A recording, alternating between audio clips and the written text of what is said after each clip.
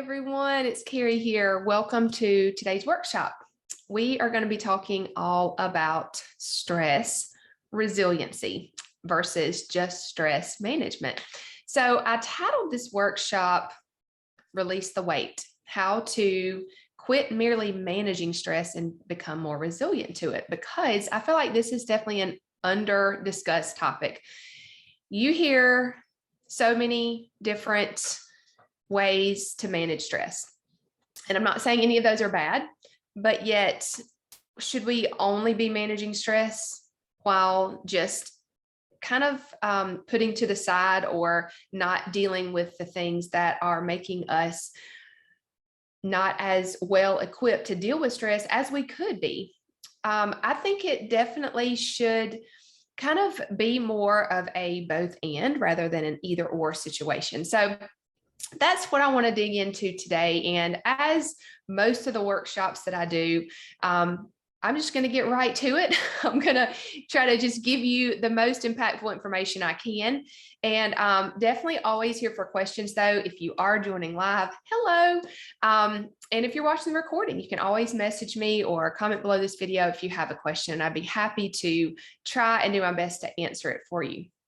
So again, we definitely tend to focus only on managing stress. And of course, while that is important, we just need to think longer term, because it's absolutely insane to think that we will never have zero stress in our lives. Like, it's literally just, would be crazy to think that. And I think sometimes we just kind of spend so much of our time and energy in like mental space trying to manage all the things. And oftentimes, to be honest, probably do a poor job at it because we're human and we just have a lot going on.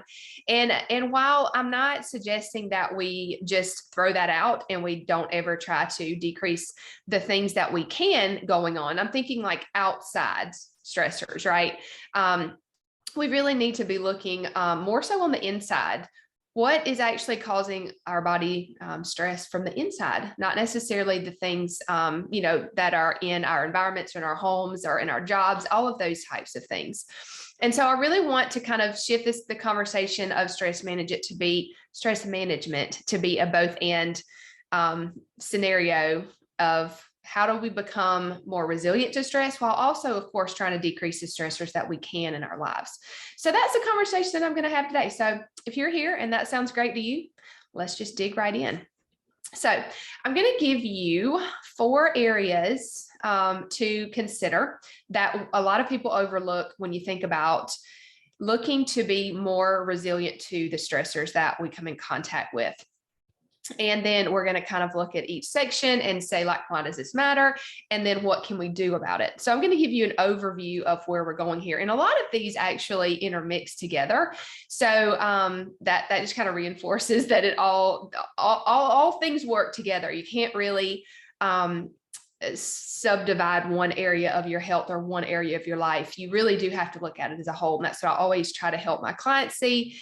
And because that's how you are the most efficient and effective in your approach, is you have to look at it as a whole. So what are the areas that we're going to look at today that are probably the most overlooked when we think about becoming more stress resilient? One would be mineral balance. The next would be getting proper nutrition. Thirdly would be blood sugar balance. And then fourth is definitely with some subtopics under there is underlying infections / toxicities. So those are the 4 things that we're going to look at today. So first would be mineral balance. So why does mineral balance matter? So minerals are at the very, very, very beginning processes and kind of that kickstart the enzymatic processes in our body. So they're what start all of the processes that make up how our body functions. So it only makes sense that if those are off and our cells don't have what they need to get started doing the jobs that they need to do, that our body would not be as responsive to stressors. And, just thinking here, when we think about mineral balance, it's easy to kind of just think about the top 4 macro minerals, which are sodium and potassium calcium and magnesium. So those are the top four that we have the most of, let's say. And that's why we call them macro minerals. You can tell a lot about your stress response from just that. We can literally look at a hair test and see what stage of stress you're in by looking at what these top four minerals are doing. And if you want to learn more about that, I actually just did 2 different videos that are on my YouTube channel that go into more depth about like how you can tell what stress stage of stress that you're in, and then some of the obviously signs and symptoms like physiologically that will show you what stage of stress that you're in. So that definitely goes into more detail on those videos. But just something like magnesium. Magnesium is super important for energy and for sugar metabolism. And if we have a lot of stress in our lives or within, I'm thinking outside stressors and inside stressors, we have a higher, what we call magnesium burn rate.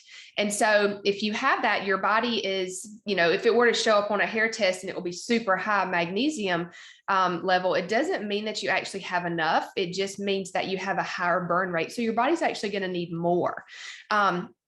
So that's something to consider when we think about how resilient are we to stress, because if our body is under stress and we're using up this mineral so much more than others, that's going to burn out over time, because obviously we have reserves and we do get some of these, mineral sources from various things. It's not like we're not getting any, but if our body's burning through them quicker than we're supplying it, that's going to cause a problem long term. Maybe for short term, not a big deal. Stress for short term, not that big of a deal. Long term, that's where you really get into a lot of the symptoms that we feel, and you become less and less resilient to the stressors, which means more and more symptoms and chronic disease starts to set in. This, honestly, when we're not as resilient to stress, that's when autoimmune issues pretty much take place over time, because our body's been under so much stress that it's literally like, peace out, I can't do this anymore. And so our immune system gets off balance. I know that's a whole nother topic, but that's kind of how it happens. So back to magnesium, back to mineral balance. That was just one that I wanted to give you a sort of an example of that's used up a lot during a stress response. Also, sodium and potassium are used up in greater quantities during the stress response. And of course, you need enough to respond appropriately. However, they're going to be depleted. If you're under a lot of stress, they're going to eventually, your body's not going to have enough of them. And that's going to cause you to be less resilient. Your body doesn't have what it needs. And so what can we do? We can just be more mindful of supporting these 4 macro minerals. And of course, you can certainly Google, foods that have high potassium, high magnesium, whatever. And so sometimes we'll need to just focus more on foods that have these. That's where I choose to often point my clients to focus there first. Sometimes we might need to add in a supplement, just depending on your specific, case and where you're at. And that brings up kind of the next point is, sure, you can focus on, and you should focus on, that's kind of the next point, proper nutrition, but it's really, really important to know where you are. Because some people, obviously, I would say, just an example here, most people are super deficient in potassium, but you would know that some from signs and symptoms, but really the best way to know it is to get a hair test to see. A hair test gives you 3 months of data. It's not like a snapshot like blood work is. And honestly, most of these minerals are intracellular, which means they're in the tissues, versus extracellular, which means they're in the blood.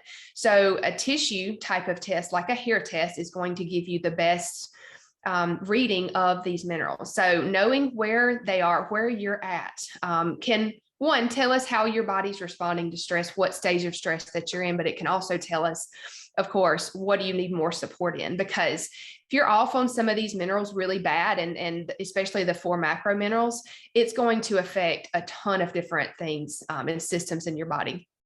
So kind of leads me into the next topic, which is proper nourishment. So your body, whenever you are under stress, and again, we're not talking about decreasing all stressors here. We're talking about how can we become more resilient so that our body has enough energy to deal with the stressors that we have coming at us. If you're not getting enough calories, your body's not going to be able to respond appropriately, because our body needs energy to respond to stressors, right? If we're having different stressful situations, or we have different internal stressors that we're kind of going to get to at more so the end, those underlying infections that cause our body to be off balance, then your body's going to need more energy to come back to balance. Because here's the thing with anything, any kind of stressor that we have, when our nervous system is taxed or when our adrenals are taxed, our body's always trying to come back to homeostasis and a sense of balance. And so when it has appropriate energy, it can do that. And especially if the stress is short-lived. But as it gets longer and longer periods of stress and our body has less and less energy, that's when it has to adapt, because it cannot come back to that balance.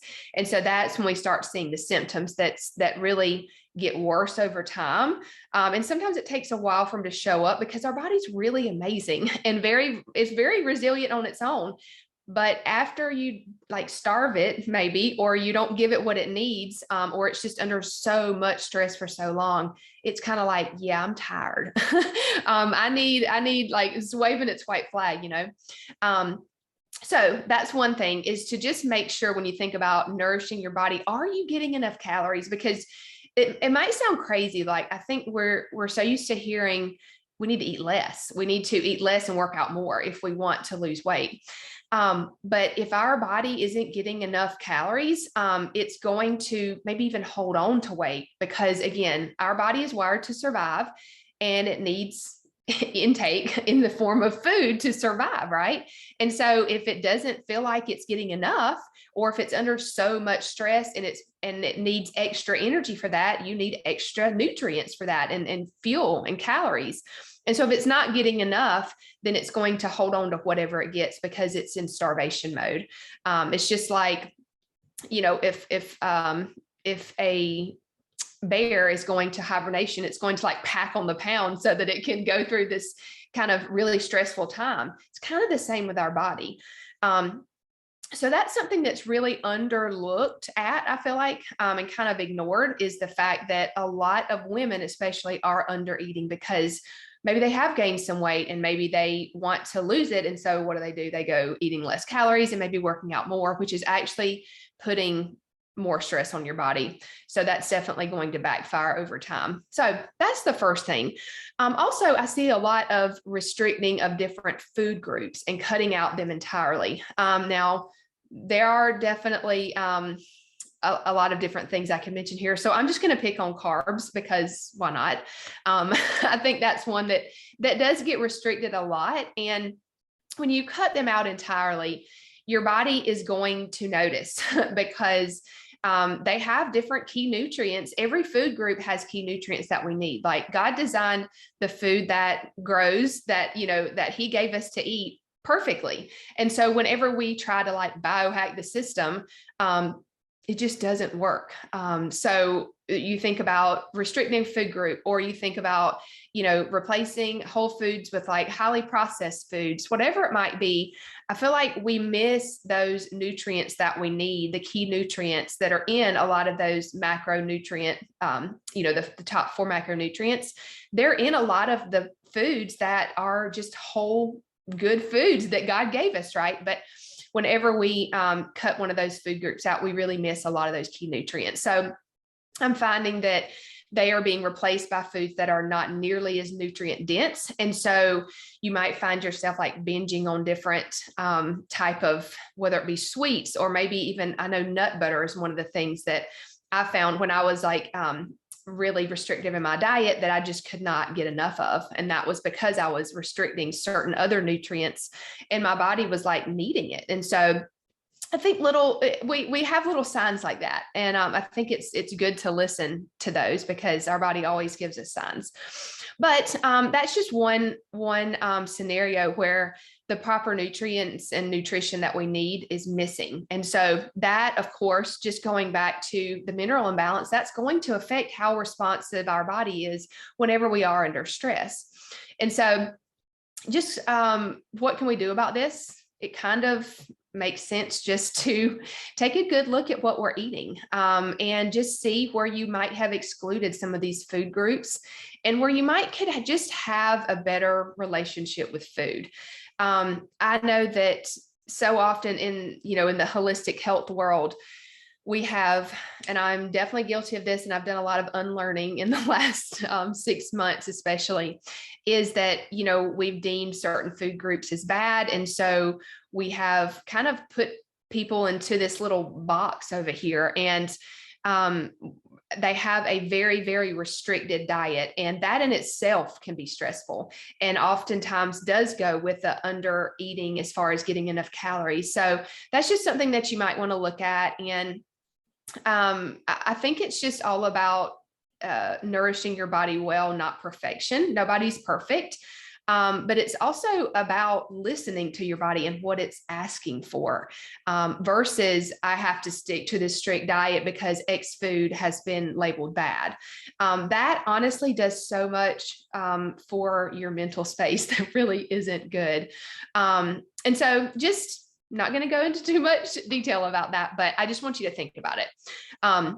So that is the second area that I feel like is probably underlooked at when we think about becoming more resilient to stress. So we have mineral imbalance, we have proper nourishment, and then we have blood sugar balance. So why does blood sugar balance matter when we think about becoming more resilient to stress?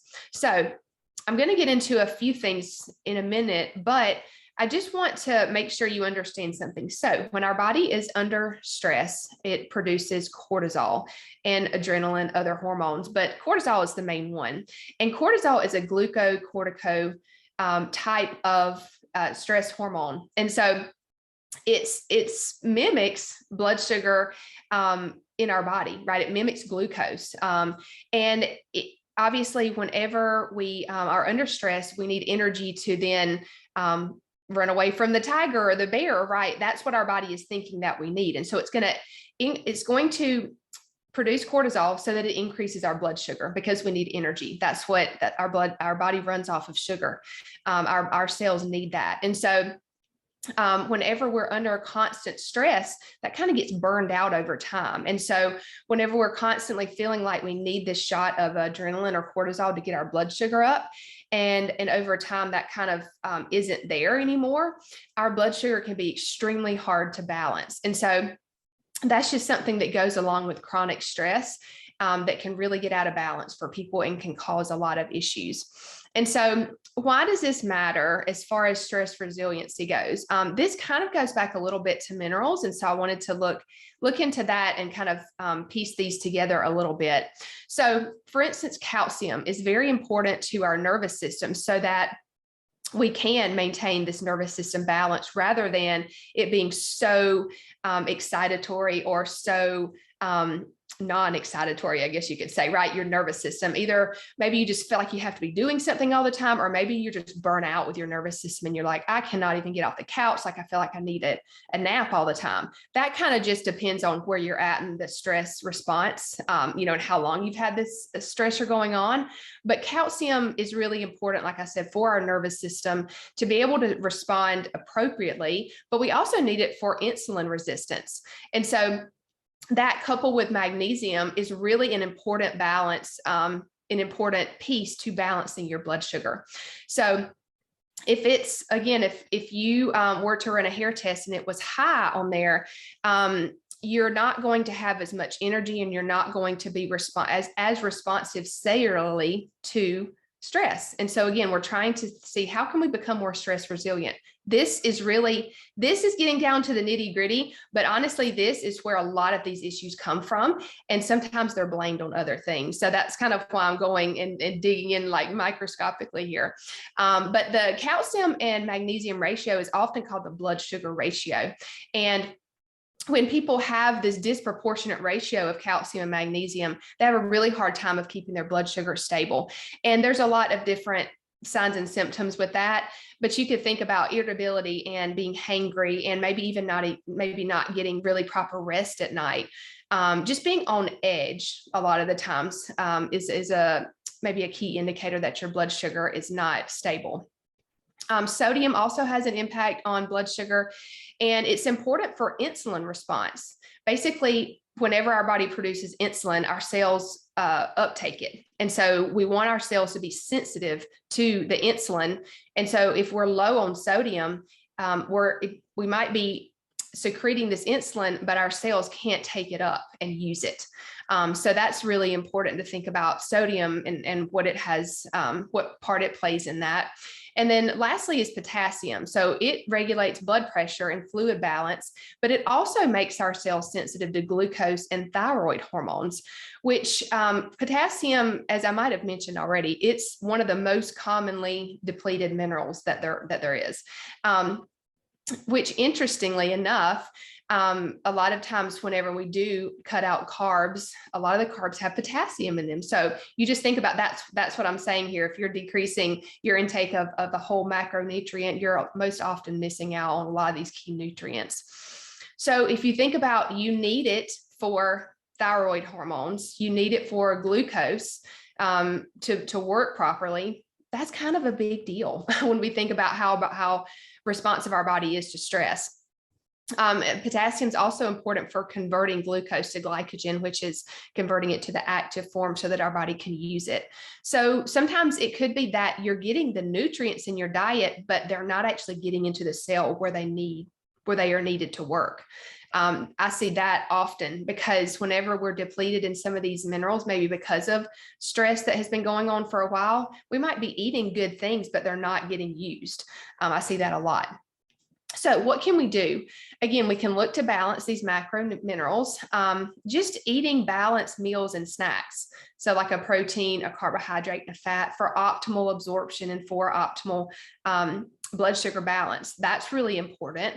And eating within an hour of waking is huge. I've seen this one thing help so many people that maybe they were intermittent fasting. Maybe they get up to work out and don't eat for a couple of hours. Maybe they, have small kids and they were just tending to them for hours at the start of the day. And then finally at like 10 o'clock, they'd be like, oh, I haven't eaten, so I guess I'll sit down and eat.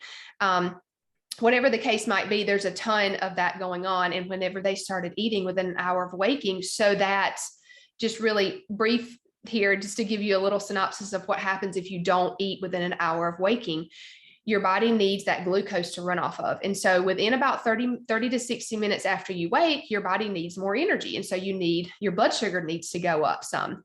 And so if you don't give it something to eat to raise that blood sugar, it's going to have to do it itself. And so the way that it does it is your body secretes cortisol, again, to raise that blood sugar. So you don't want that to happen, right? That's the stress hormone. So we want to kind of skip that and give it what it needs, give it the fuel that it needs. So eating within an hour of waking is really a big deal, especially when you think about being more resilient to stress. And then, of course, eating every 3 to 4 hours during the day to keep that blood sugar stabilized is going to be important. And one little tip, if you struggle with sleep, because obviously we know like sleep's important to being resilient, like we need sleep for so many different things. But what if you struggle with sleep? So have you ever thought about adding in a bedtime snack? Because oftentimes when we wake up during the night, it's because our blood sugar is unstable. So if you add in a bedtime snack, sometimes that can help. I've seen that help a lot of my clients that weren't sleeping well to add in that bedtime snack. So that might be something that you want to try and just tweak that a little bit. So lastly, we are going to be talking about underlying infections and toxicities and how they can help us, if we address them, to become more resilient to stress. So why does this matter? Honestly, this might matter more than the other things. They all matter, but this goes overlooked so often because it takes time. Well, yes, mineral balance and blood sugar balance can take time too, but underlying infections, they really take time to dig into. Sometimes, even practitioners that you might be working with, they're not really digging super deep to see what is actually going on underneath the surface. They're just kind of helping you manage symptoms. So this is really important. Why does this matter? So whenever you have an underlying infection or a toxicity, it really throws off your immune system and it can affect your nervous system. And so that really throws off so much of the functions in your body. And it's really an energy suck. It's just an energy sucking all the energy away that could be used to help your body become, back to homeostasis. Remember, I told you your body's always trying to do that. Well, if you have these infections and toxicities, they're constantly pulling energy away that you could be using for other things. And this, of course, decreased energy. That's how we move through the different stages of stress, as I mentioned, alarm stage, resistance stage, and then on to exhaustion, which honestly, that's where I meet a lot of people because they're like, I literally cannot do anything. I have no energy. And so that is the last stage of stress. So you can see how when you have no energy, because you've moved through these different stages of stress, yet you also still have these underlying infections, it's just a draining all of the nutrients and all of the energy from your body. And you literally can't even do the daily things that you need to do. So looking at these underlying infections, it's just a huge, heavy burden and rock, I feel like, in our backpack. If you think you going through life, you have a backpack and like we load it up with these different things that we don't need or that we could kind of just cast off. This is one of them. And so just asking our body to constantly compensate for that leaves us feeling really tired and really frail and not very resilient. So what can we do? Of course, we have to keep asking why. If we have a symptom, if we have something that shows up on a test or blood work or, different, but there's so many different tests that people do now. We have to keep asking why is this there? Whether it might be your hormones are off, maybe you've done a hormone test, maybe you've done gut-based testing and you found different things are thriving in your gut that doesn't need to be there. Why are they there? That honestly is where I feel like some people stop. They stop asking why. And so, yeah, sure, you can try to clean up your hormones, get them back on track. You can try to clean up your gut, by killing off what shouldn't be there and repopulating it and all that good stuff. But like, why was it off in the first place? That's a really something to dig into and never stop asking why until you get to the actual like upstream issue that's causing all of these issues. So that's what I mean by digging into these underlying infections that can really cause a lot of havoc. So just for instance, if you keep asking why, most likely you're going to end up at one of these different scenarios. Maybe you have built up toxicity that is causing your drainage pathways and organ functions to be compromised, which is why our hormones are off, which is why our gut health is compromised, which is why our mineral balance is off and our body is feeling these internal stressors added to the external stressors. And it's just a lot. Our body cannot keep up and keep compensating for all of this. And so that's really the reason why people cannot heal even after years and years and years of working on these issues, is because the toxicity has not been addressed. The drainage pathways have not been opened, so that things can get out that shouldn't be in there. These stealth infections that kind of go under the radar, things like Borrelia bacteria, which is known as Lyme disease, parasites, viruses, heavy metal overload, like it all affects the nervous system and the immune function. And so these are huge systems in our body that govern a lot of other things that show up in our symptoms that we experience. So that's the last thing that I wanted to touch on, is these underlying infections. And honestly, I know each one of these could probably be a separate workshop, but I wanted to give you some things to think about. And maybe, as we're kind of ending up here, you could just ask yourself, what did I learn that I really want to dig into more? Maybe it is mineral balance. Maybe you just simply want to look and see, what am I consuming on a daily basis? Again, nobody's perfect, but we need to kind of look at these things and say, where can we change this and that, and try to be better, properly nourished. Maybe you're under eating, you're not eating enough calories. And that is, you've realized, okay, that could really be backfiring on me. Maybe it is some of these underlying infections and toxicities. Honestly, like, I love to help people dig into these things because I have done so many lifestyle changes, so many protocols, gut protocols, hormone tests, all of that good stuff. And I never really got, like the answers that I was looking for. And so it wasn't until I really started digging in and kept asking why that I realized okay, this is the issue here. And so now the work begins. And I just love helping people like see all of this big picture and then helping them walk through, their journey back to health, their roadmap back to health. So I hope this has been helpful and that you just think about stress in, yes, I need to manage it and try to decrease and maybe just say no more often or whatever it is for you. But I also need to think about how can I become more resilient to stress, because that's just as important, if not more important. So if any of this sounds interesting to you, I put out a lot of free content about this kind of stuff. So check my Instagram page, check my YouTube channel. I put out a new video every week, and then my blog. My blog page on my website has a lot of different things as well. But if you're like really ready to dig in, I love walking with people and really helping them dig in this type of thing. So you can always go on my website and the Work With Me tab and check out some different options.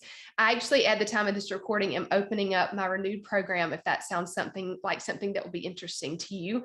If you really feel like you need a little bit more accountability to make some of these changes, I would say the renewed program is definitely what you want to look into, especially with the timing being right. I only offer it 3 times a year, but if that's something that you're looking to do, to dig into some of these things, and you do need accountability to make some changes and maybe just a little bit of this mindset work, I partner with a holistic health coach that is so her gifting is to help people in this way. And she's just such a blessing to those that she works with. And so I'm thankful to partner with her in that. And so it's a 6-week program. And the first 4 weeks, you'll be with her doing weekly calls, working on changing some little things around, really just working through some of maybe the roadblocks. And then the last 2 weeks, you'll be getting your case study review by myself, and I'll be going through a hair test that we'll do together to see how we can optimize that. And then also looking at your blood work for root cause clues to what might be going on with your symptoms. So